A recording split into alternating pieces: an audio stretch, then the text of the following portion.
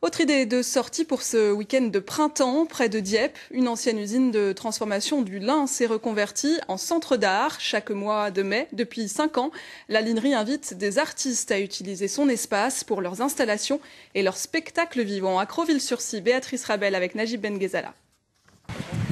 Il y a la linerie, c'est son 5e anniversaire. Et suivez-moi, il y a plein de choses à voir dans des univers très très différents. Depuis 2008, Myriam Avenel tisse des liens entre les artistes et ne s'en lasse pas. L'ancienne usine de teillage accueille 15 plasticiens aux univers très disparates. La Belge Nancy Wulstek de Laps joue quant à elle sur le thème des vanités. Ses crânes sont joyeux, doux, colorés et il nous délivre des messages existentiels. Take me away. Emporte-moi loin.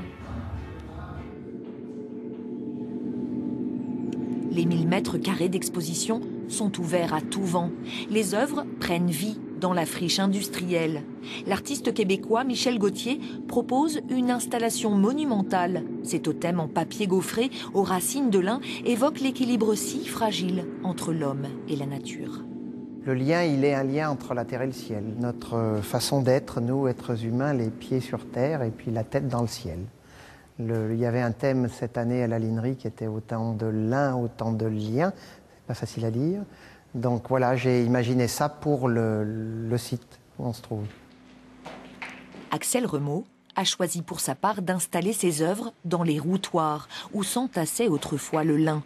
Contraste entre les murs délabrés et ses sculptures épurées. Je travaille en fait principalement sur le désir et une quête en fait où il faut s'approcher pour découvrir presque l'envers d'un décor. Et c'est les matériaux qui m'importent le plus. De désir de toucher des matières différentes, organiques ou beaucoup plus végétales. La linerie est ouverte tous les week-ends en ce joli mois de mai.